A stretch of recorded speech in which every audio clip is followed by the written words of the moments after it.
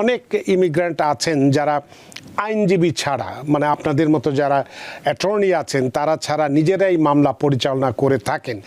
তো এই নতুন নিয়ম তাদের জন্য তাহলে যদি এটা না হতো কতটা বিপজ্জনক হয়ে যেতে পারত?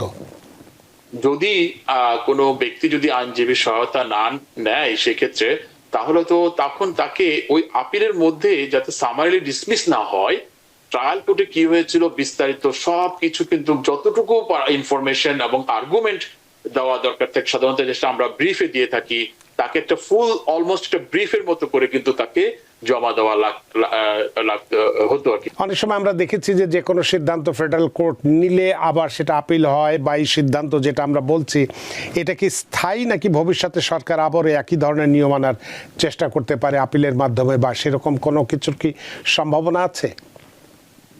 এটা বলা যেতে পারে একটা লিগ্যাল ব্যাটেল মানে শুরু হয়েছে এই ইস্যুতে।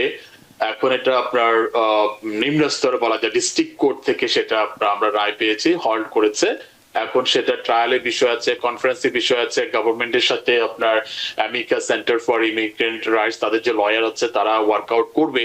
অনেক ইমিগ্রেন্ট আছেন যারা আইনজীবী ছাড়া, মানে আপনাদের মতো যারা অ্যাটর্নি আছেন তারা ছাড়া নিজেরাই মামলা পরিচালনা করে থাকেন। তো এই নতুন নিয়ম তাদের জন্য তাহলে যদি এটা না হতো কতটা বিপজ্জনক হয়ে যেতে পারত? এটা খুবই একটা সুন্দর প্রশ্ন করেছেন, কারণ এই যদি এই নতুন রুলটি যদি বাস্তবায়ন হতো, এই রুলে যে একটা বিধান ছিল যে আপনি আপিল সাবমিট করলেন 10 দিনের মধ্যে কোনোভাবে যেভাবে হোক আপনি ফিটি ম্যানেজ করে, এটা যেটা বলছে ফিটা কিন্তু ফিতেও কিন্তু তারা অনেক বৃদ্ধি করেছে, যেটা $1030 এখন। তো সমস্ত কিছু সাবমিট করলো।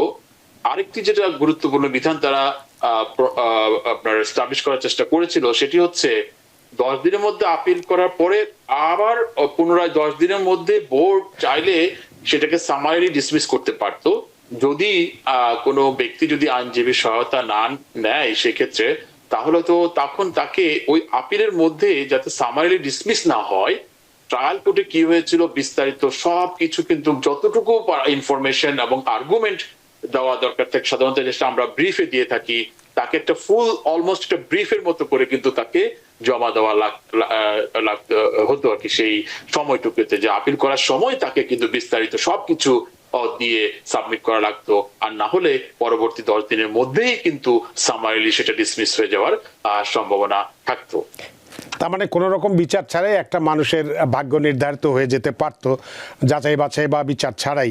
তো সেক্ষেত্র থেকে বাঁচা গেছে। কিন্তু এইটি আপনার কাছে আমি জানতে চাইব যে এই যে একটা সিদ্ধান্ত, অনেক সময় আমরা দেখেছি যে কোনো সিদ্ধান্ত ফেডারেল কোর্ট নিলে আবার সেটা আপিল হয়, বা এই সিদ্ধান্ত যেটা আমরা বলছি এটা কি স্থায়ী নাকি ভবিষ্যতে সরকার আবারও একই ধরনের নিয়ম আনার চেষ্টা করতে পারে আপিলের মাধ্যমে, বা সেরকম কোনো কিছুর কি সম্ভাবনা আছে?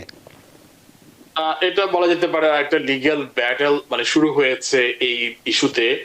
এখন এটা আপনার নিম্ন স্তরে বলা যায় ডিস্ট্রিক্ট কোর্ট থেকে সেটা আমরা রায় পেয়েছি, হল্ড করেছে।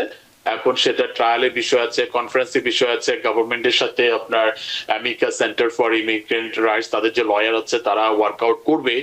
এখন পরবর্তীতে হয়তোবা 5-6 মাস লাগতে পারে, আর হয়তো বেশি সময় লাগতে পারে, তখন হয়তোবা আপনার ফেডারেল যে ডিস্ট্রিক্ট কোর্ট থেকে একটা রায় আসবে, পজিটিভ নেগেটিভ।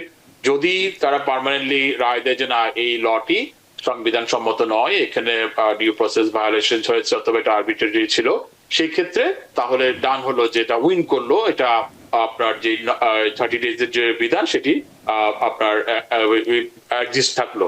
তো সেই ক্ষেত্রে কিন্তু আবার ট্রাম্প প্রশাসনের গভর্নমেন্টের কিন্তু অপশন থাকবে সেটার এগেইনস্টে আবার আপিল করা।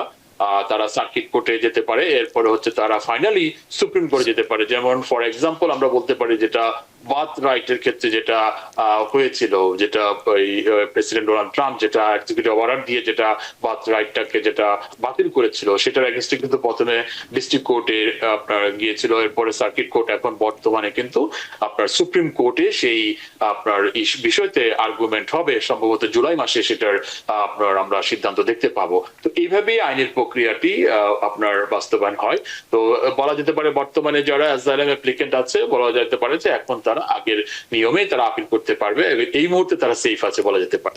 তার মানে ভবিষ্যতে কি হবে না হবে সেটা যাক, এই মুহূর্তে তো অন্তত তারা কিছুটা হলো স্বস্তির নিঃশ্বাস ফেলতে পারছে যে তারা তাদের আবেদনটি যথাযথভাবে বিচার হবে বা সেইভাবে সিদ্ধান্ত হবে, সেই সিদ্ধান্তের প্রেক্ষিতে যদি তার পক্ষে না যায় আপিল করতে পারবে, 30 দিন সময় পাবে ইত্যাদি। বিষয়টি অনেক সুখবর অবশ্যই ইমিগ্রেন্টদের জন্য।